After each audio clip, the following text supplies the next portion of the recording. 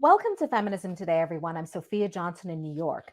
Fat people can face dehumanizing biases and assumptions about their abilities in nearly every sphere of life, including employment and housing and in public spaces. Studies show that fat people are hired less, promoted less, and paid less than others.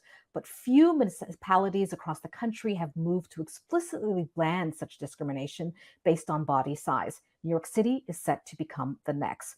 For more on this, we're joined by Tigress Osborn, chair of the National Association to Advance Fat Acceptance. She joins us to talk about the intersectional civil rights lens on issues of anti-fat bias and fat acceptance. Tigress Osborn, welcome to Feminism Today. Hi, thanks for having me. I'm so glad you can join us.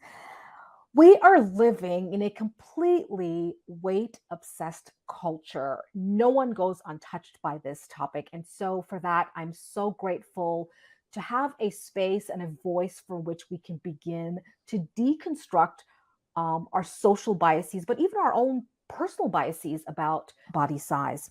I wonder if we could talk a little bit about language, because we're going to be using the term fat as a descriptor. And I wanted to make sure we can reclaim, if you will, the term, what it means, and how to really sort of bring down this idea that the term is used in a very toxic way.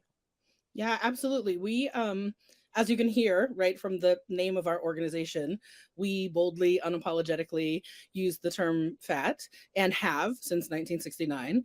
And we believe that using the word fat helps to destigmatize the word, and using it the way that we use any other adjective. You know, when you want to describe someone as tall, you don't lower your voice to do that, right? Or you don't use some kind of easier euphemism to do that. You just say that they're tall, right? You just say someone is blonde, is blonde. You just say someone is, a brunette, right? These words that we use for physical description, they can be used neutrally and they can be used positively when they have a negative past. We do understand that the word fat carries a lot of trauma for some people because of the way it has been weaponized against them. And so we do want folks to be thoughtful about calling people what they want to be called themselves when you're talking to or about an individual person.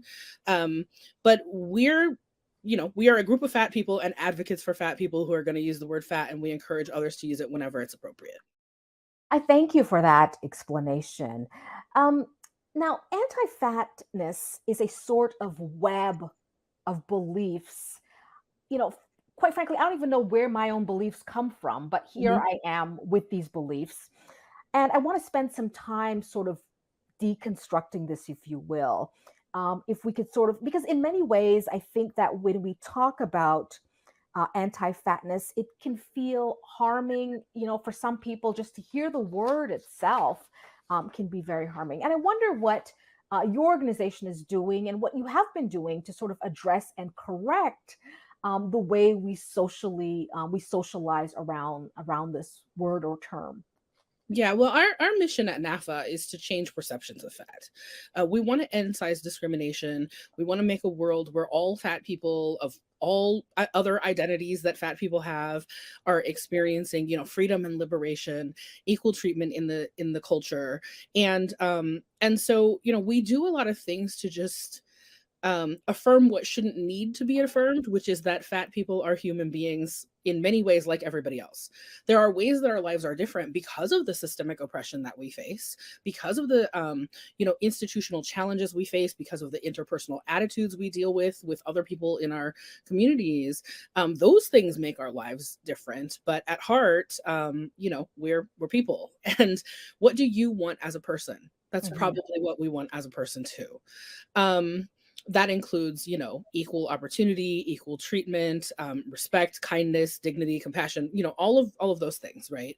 And so people sometimes forget that about fat folks because they make all of those things conditional on the idea that you change your body in order to be deserving of those things. And we think that Mhm. human beings are deserving of those things inherently. Mhm. And so, the anti-fatness in our culture comes from a bunch of sources, but one of the primary sources is that it comes from racism.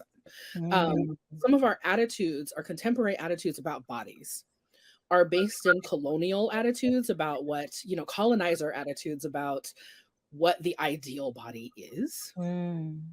They are based on research frameworks that had to do with collecting data that lead to things like the BMI as we understand it today, that are based on one kind of ideal body. And that body, of course, specifically related to the BMI, is a European male body. Mhm. Mhm. um, and also they're based in some ideas about sort of white feminism and white purity that there's really fantastic work, especially by Dr. Sabrina Strings, who traces the historical roots of anti-fatness as part of creating idealized whiteness and then setting black bodies apart from that. Mm. And so, whenever we are talking about anti-fatness, we are talking, as you said, about a web of kind of discriminations that are kind of woven together into what we experience today. But right at the heart of that web is a whole bunch of racism. Yeah. And I mean, I wonder if we could talk a little bit as well, since you brought it up, about how this othering took place in the context of feminism, and who owns this framing, this framework, this narrative, and why some people were being othered in that context. In terms of feminism and the fat liberation movement, um, some of that othering is just because of the lack of awareness of privilege or lack of intersectional understanding of how sexism works. And so there was this sort of idea of like women are all in it together, therefore the experience I'm having as a woman is universal to what all other women are experiencing, whether Mm. they're in different bodies, whether they're in different skin colors, whether they're in different cultural backgrounds, whatever. It must be like mine, and I'm white and I'm the center of understanding in Western culture, so everybody else's stuff must be understood through mine. Mm. And that comes into fat liberation spaces, and especially early size acceptance spaces. With our movement gets referred to as size acceptance, as fat liberation, as fat rights, as fat activism. But the folks who tended to use terminology like fat acceptance and size acceptance were less intersectionally politicized than the folks who were using terms like fat liberation. And Mhm. so when you look at my own organization, NAAFA, which was not an intersectional organization at its roots, right? It was looking at one issue, fatness, and it was looking at that primarily through the lens of the experience of white people and often of white cisgender women. Heterosexual cisgender women, especially. I mean, there were a lot of feminist lesbians in the early size acceptance movement that were doing the work both as fat liberationists who had a Mhm. much more intersectional framework that thought about the oppression of other people. Mhm. And you can see that like folks, your viewers who want to learn more about that can look up the Fat Liberation Manifesto, which was written Mm. by two members of the Fat Underground, and you will see that more intersectional lens, and then talking about other kinds of oppression as part of our struggle and part of what we need to work collectively on. But in more mainstream, as much as fat acceptance has ever been mainstream, in more mainstream size acceptance circles, there wasn't as much of that dialogue. And so there was a sort of well meaning but very misguided belief that our expertise is in fat, so we should just talk about fatness, and we shouldn't talk about race, and we shouldn't talk about gender, and we shouldn't talk about um, you know queer antagonism or any of the other ways that people's lives are made harder by their identities other than their fatness. We shouldn't talk about those. We're not the expert of that. But that assumes two things. It assumes, first of all, that there are no people in your community who are those other things, who are experts Mhm. in all of those things, Mhm. right? And it also assumes that in the places where people in your community have other experiences, um, they're not as essential or as universal as yours, so they're not as important. That everyone's Mhm. experience must be like my experience. So we saw a lot of, in 80s and 90s fat acceptance circles, we saw a lot of sort of like and even now we still sometimes see this sort of idea that like um fat is the last acceptable prejudice Anti-fatness is the last place that we still let people treat Yeah. other people poorly. And like, how much privilege do you have to be living under to believe that it's the last acceptable prejudice? Yeah. You know, there are ways it's sanctioned differently than other kinds of prejudices. There are lack of legal protections in ways that there are some legal protections around other kinds of prejudices. So there are specific ways that like anti-fatness can operate a little differently than some other kinds of isms. But the idea that it's the only one left because everything else has been cured, everybody else is being treated equitably and fairly, is it takes a lot of privilege to be invested in looking at it that way. So Hmm. once you start examining privilege, then you go, oh, wait, actually, anti fatness is a thing that is very hard for me. And in all of the areas where I have privilege, I actually have resources that other fat people don't have. Hmm. I have access to power. I have access to systems. I have believability when people, or credibility when I talk about my experiences, that other more marginalized people or multiply marginalized people do not have. Um, And so, you know, that's where it looks like what we are when we talk about sort of like white feminism as like, Mhm. you know, that the white people are the default of what these ideas are. We can have a kind of thin feminism that affects all fat people, you know, where we're thinking about bodies and body shame and body objectification in ways that don't think about like the access needs of larger bodies or the systemic injustices around being larger. So there's that. But there's also, there can be sort of white fat activism Right. that doesn't think about the intersections of, you know, of race and other marginalizations when we're talking about where fat people have it hard in the world. Hmm. Can we talk a bit about, or maybe can you explain thin privilege? Sure. Thin privilege is essentially the idea that your thinness permits you to be the default of the culture. And so things are constructed for you, things are imagined with you in mind.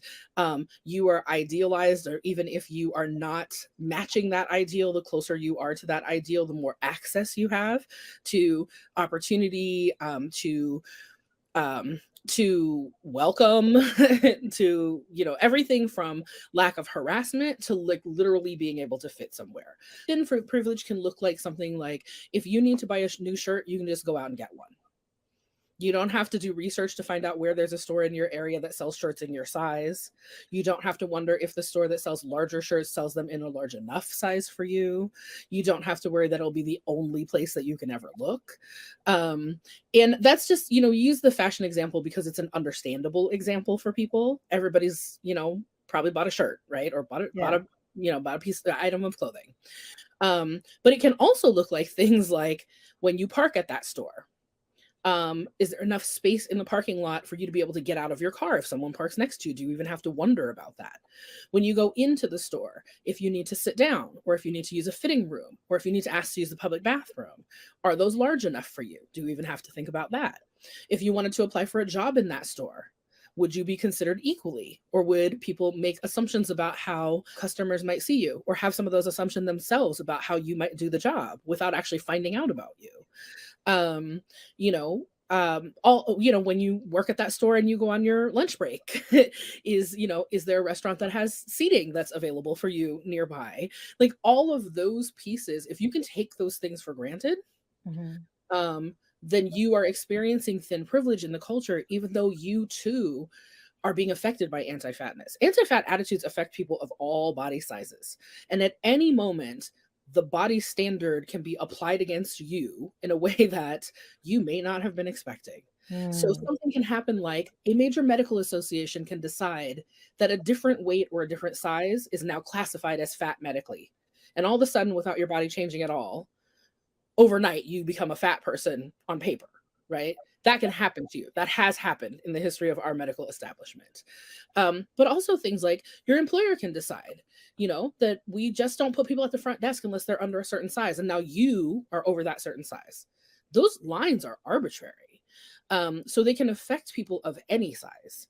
But they always affect people of larger sizes. Yeah. You're experiencing privilege if you are going out into the world and they're not affecting you. And if when they are affecting you, you are not being told it's your own fault and you should lose weight to change that.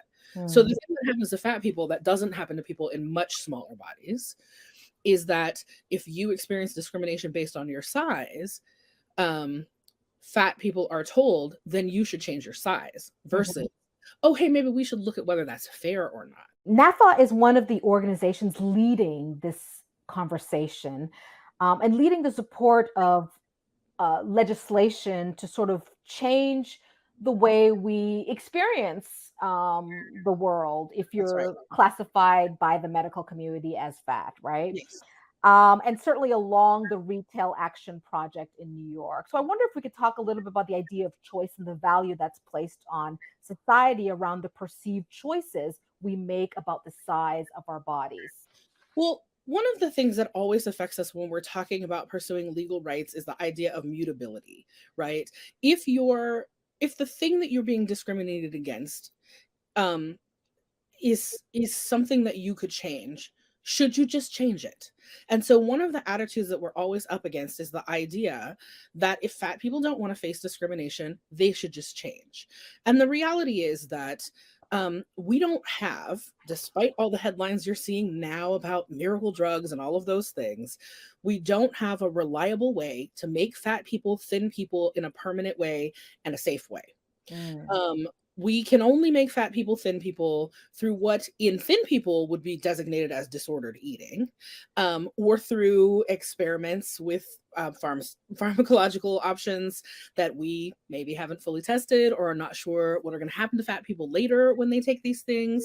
So, like, there are lots of reasons why fat people can't, shouldn't, won't, refuse to, decide not to pursue intentional weight loss. And our civil rights should not be determined based upon that, right? Mm. The idea that it should be okay to discriminate against me because I'm fat because I should just change does not really fit in with what we say we want when we say we want welcoming and inclusive communities where everybody is treated fairly.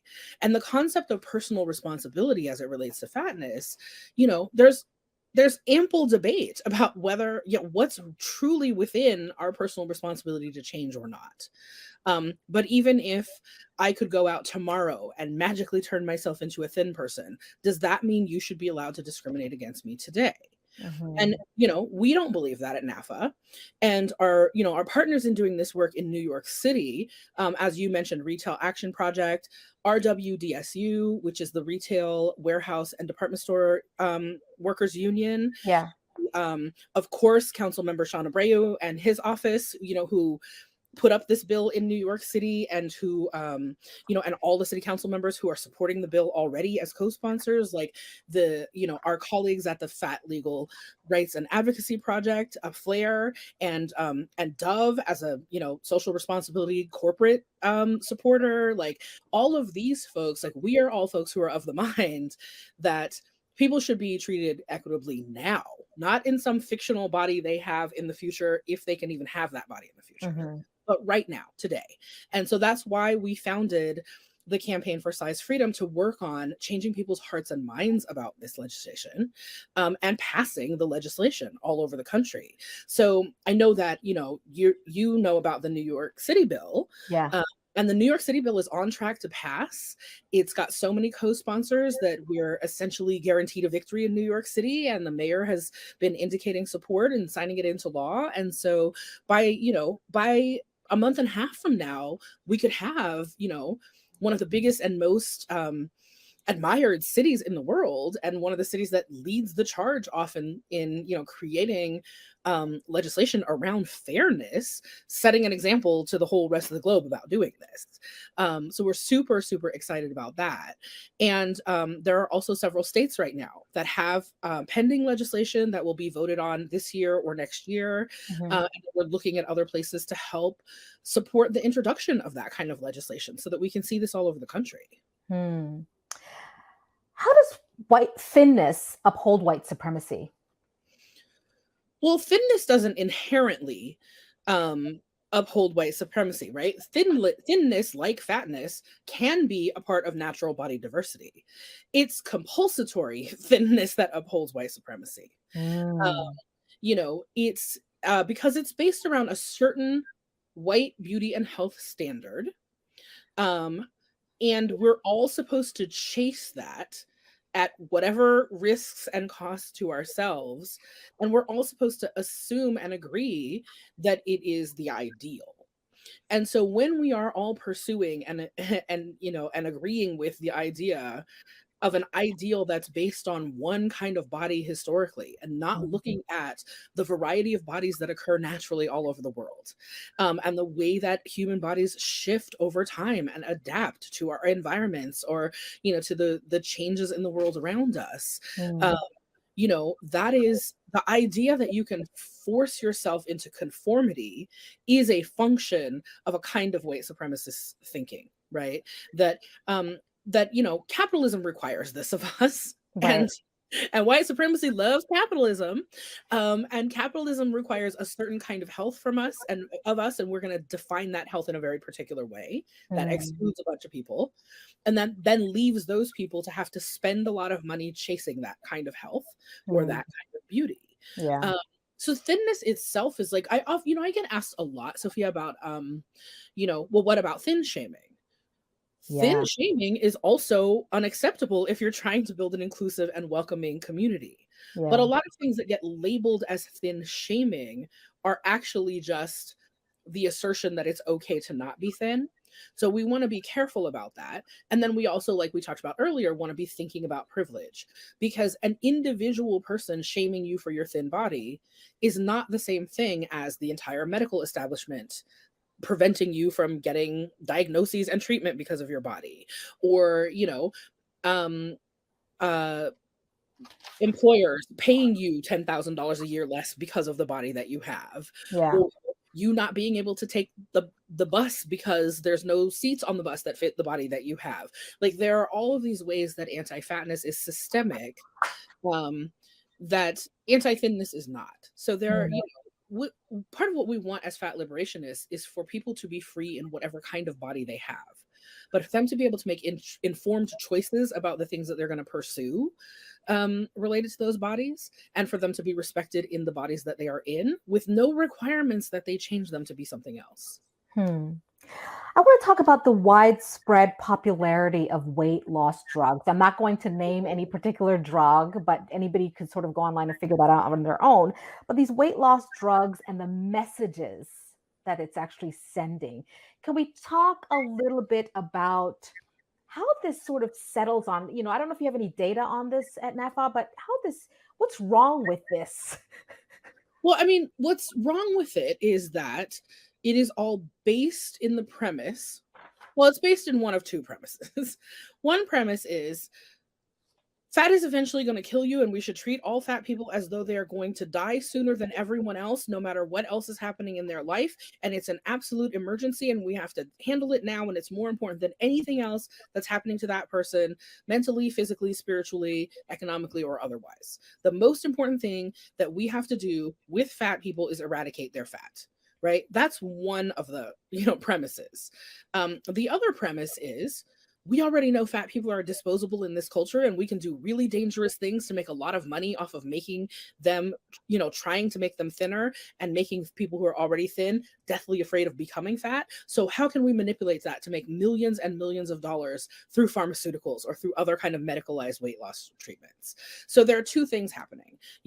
One is a premise of um, inherent lack of health based simply on body size, which as fat liberationists we reject. And there is science that shows that we are, peer reviewed, respected science for decades that shows that fat is not nearly as unhealthy, and possibly not as unhealthy at all, as what we are led by the mainstream media to believe. There is also ample evidence that the medical establishment is willing to put fat people's lives at risk in the pursuit of a cure for fatness. And what's stunning to me when I look at the rising popularity, I would say the runaway popularity at this point, in coverage of how these new diet drugs are being talked about, is that almost none of that coverage references all of the old diet drugs that we were told this exact same thing about, and that ended up severely harming people's health or killing people. It is stunning to me how much coverage there is of these new drugs that doesn't make any mention at all of the whole debacle that happened, you know, in the in a few decades ago with fen because people's hearts stopped working. So if the argument is that we're doing all of this in pursuit of health, and you know that there's a chance that people's heart will stop working in pursuit of this quote unquote health, either one of two things are happening. You either think fat is so dangerous that it's worth that gamble, or you think fat people are so disposable that it's worth that gamble. Hmm. And neither of those things are true. Where the level of danger is not one at which we should risk everything that is already happening in our body without any information about all of the potential negative side effects, or with a willingness to ignore information that we are provided about the potential side effects, Mhm. or potential long-term effects, or the fact that we don't know the long-term effects, all of those things. um, it's it's hard for fat people to make informed consent about the choices that are offered to us in terms of medicalized weight loss, surgery, pharmaceuticals, any kind of those even traditional diets, right? To make informed consent choices about whether you will pursue those things or not is difficult because the information that is provided to us is you know often so loaded toward the side of like, this is the only choice you have or you're going to die, that people are almost held hostage to making those choices. Mm. And also the research is often biased. There's so much pharmaceutical money involved in research about fat and health, and we don't see pharmaceutical money as a conflict of interest. We see it as an area where a lot of expertise has been developed about fat and health. So, of course, the pharmaceutical companies are interested in this. They want to help save people's lives, right? Of course. Um, yeah. And also, that's what they said about opioids. And it turned into, and then we saw some behaviors and practices from the pharmaceutical industry and from the medical industrial complex in support of that. Like, we saw some behaviors and practices that were um unethical and dangerous. And Mm. we see some of those same practices from weight loss pharmaceutical companies and from other medical establishments that work in conjunction with those companies, and we don't raise the questions because we are, as you said, obsessed with thinness, and we're willing Mm. to pursue it at all costs, and we're willing to sacrifice especially the fattest people in the pursuit of that. I just love that. Tigress Osborn is the board chair of the National Association to Advance Fat Acceptance. Thank you so much for talking to me and the show and our audience and sharing this incredible, incredible story and work that you're doing. Absolutely. Thank you so much for having us. As we talked about, we don't get enough of this in the media. So thanks for being one of the ones to bring it to your audience. My pleasure. And that's it for our program today. Remember, you can follow me and the show on Instagram or Twitter. Thank you so much for watching Feminism Today on Free Speech TV. Join us again next week.